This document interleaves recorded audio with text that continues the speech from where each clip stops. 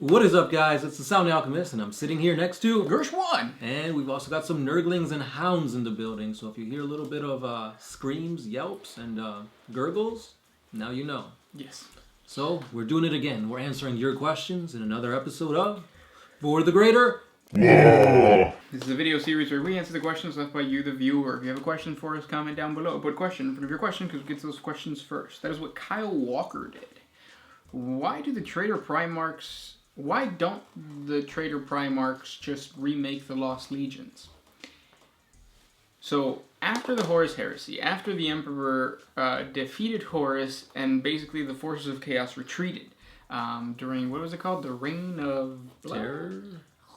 I can't remember. Something like that. Yeah, well, what happened was that a lot of the traitor legions split off, and captains of companies, they weren't called companies back then, what were they called? Legions? No. Well, whatever the legion, it was the legion and then it was broken up into other things, and what they tried to do was try to get out of harm's way as quickly as possible, and it fractured all of the legions. Moving forward, unlike before, where the legions had the gene seed and they can just recruit, or they can just recruit and create new Space Marines, these traitor legions didn't have access to that. They didn't have the Adeptus Mechanicus anymore. They didn't have their gene seed factories. Yeah, so what they had to do is they had to resolve to just surviving. Yeah. Pillaging other Space Marine, whether it's like monasteries, space, what did they call them? Space fortresses? Yeah, so if a traitor legion wants to go back to the days of old, they really have to work to recruit. Mm-hmm. They have to steal, they have to corrupt. You gotta go door to door. They gotta have a good sales pitch. Yeah, they have to start selling Girl Scout cookies. Gotta get them Thin Mints out there, and chaotic Thin Mints. Even though I like the coconut ones a lot. I don't know what they're called, but I like the coconut ones. Oh, go ahead. I was gonna say something, but then I started thinking about cookies. Oreo cookies are pretty good. Oh, I got the munchies now. But yeah, usually it's all about recruitment, because most of the Chaos Space Marines that you see nowadays, they're all from like the Horus Heresy. Yep, they're ancient. Which is why a lot of them still have that, like, was it Mark III armor, Mark IV? Yep, all the older marks. The one thing, now I remember. So the one thing I wanted to talk about is there have been situations where there has been Legion strength Chaos armies, and that's when they have mix and matches. I'm talking about the Black Crusades. So Abaddon has been able to gather a bunch of generals underneath him, kind of like, Thraka and the Orcs and all the different clans, and they have attempted to, or they have had that strength. But they also have to fight with their own hubris. If you're a chaos worshiper of any god, deep down inside, you're very selfish, and you're looking out for yourself. Check out our horrible realities on, I have Zinch Sorcerers, and I have Coronet Berserkers so far. And that's going to show you how going to chaos gives you a bunch of powers, but it also comes with a lot of psychological, it messes you up psychologically. And that's hard to, gather a group of just schizophrenics, Pretty much, yeah. Have a common goal and make sure nobody tries to backstab you. Yeah. Next question. This one is by Damian Henderson. Are all of the demon Primarchs at the same level of power? Or are the four main Primarchs, such as Angron, Mortarion, Fulgrim, and Magnus, the most powerful? And the rest, simply demon princes? There's always challenges. Yeah. Yeah. I mean, you could say Magnus is the most powerful, but if you look at it, when he was fighting against Guilliman, he lost. How do you lose? You were the second most powerful Psyker back in your heyday when you were just a Primarch, and then you get bestowed by the powers of Zinch. You should be untouchable, and you're losing to Guilliman? Come on. But yeah, I personally feel whenever you go to Chaos, you should be at least a league above the Imperium. if you put a Chaos Space Marine against a Marine, the Chaos Space Marine should always win because they're a Marine just bumped up to the next level with Chaos energy and power.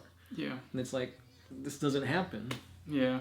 But yeah, I feel like these 4 should be more powerful than the others because the others are just getting, Chaos Undivided powers. So power levels fluctuate. Yeah. But yeah, that's my opinion. But GW usually doesn't do that because, again, they have tons of writers. And kind of like the whole Caldo Drago thing. Mm-hmm. He's better than a Primarch, and he shouldn't be. Okay. Kind of what you're saying. Next question comes from Damian Henderson. Is it canon that the Squat's homeworld was eaten by Tyranids? If true, then how did the Tyranids get there? Since it is close to the core, and the Squat's done as a race, or have they found a new home? Good. That's a really good question. And to be honest with you, no, I doubt that the Squat's lore is canon, just because the Squats didn't become canon again up until like Necromunda came out. Yeah, nowadays it doesn't make sense. The Tyranids are in the Eastern Fringe. Squats come from the core worlds of the galaxy. What gives? Like, how did the Hive Fleet go pick at them and then leave? What they're gonna end up probably doing is making it so that the Squats existed in a what's it called? On the Eastern Fringe, over by McCrag and stuff. And they might be, this would be, if GW wants to be scientific about it, because the reason that they are the way that they are is because the closer you get to the core of the galaxy, the more gravity it is. So the lore says that they just became squat. They dense. Yeah, they became dense and they became very pushed in. You could just say that their planet, their home world, was orbiting a black hole. Bam, kind of the same thing. But we'll see what happens in the future. Next one. DeFool06. Have any of you guys played a Custodi army on the tabletop? Do they live up to their names as being the elite warriors of the Imperium? I have not, but I did play Grey Knights for a little bit of a time. And no, they do not. 40k is definitely a numbers game. The more shots you put out, the more times that the dice gods are going to bless you. You can have one really powerful Grey Knight, and he'll do 2-3 wounds solid. Which, if you're going up against a horde of 30 boys, he's going to get overwhelmed. You may have a 2+ save, but you're going to roll some 1s. Yeah. So I'm assuming since Custodes play similarly to Grey Knights, that they'll probably fall under that category of elite. Yeah, elite, but not. It's 100% quantity over quality. Yeah. Yeah. Which I'm happy for. Yeah, because you play orcs. Yeah. You were gonna say, but I was gonna say, but if anybody has played them, and has constantly won against horde armies, let me know how. No, don't let them know how. Next question comes from Timed. Is there Oghren Space Marines, or is there cases where Space Marine chapters have recruited Oghrens to fill up their losses? Having in mind Oghrens are super strong mutant humans, could ease the enhancement process of becoming a Space Marine. No, they couldn't, because Oghrens are pretty dumb, and part of the becoming a Space Marine, or part of the initiation is, what is it called? Psycho something... tests to the mind. Yeah. Where the librarian will actually go into the person's mind and try to corrupt it to see if he can. Oghrens would fail every time. Yeah. I mean, Oghrens make up for it in brute force, but that's not what a Space Marine's all about. They gotta be expert tacticians. Yep. This one is from Christopher Trimble. A good question. What would happen if you could take tech from the pylons and turn it into a bomb and then throw it into different warp tears? So pylons, Necron pylons, were erected to kind of contain warp tears. The Eye of Terror is a good example. There was pylons on Cadia that was holding back the Eye of Terror from getting bigger. These things, they're not bombs. Again, they're more of a fence, you could say. But if you could make it into a bomb, I don't see the use for it. Like, you throw it into the warp, it'll explode, it'll push the warp away, but it'll probably just come back. Yeah. Yeah,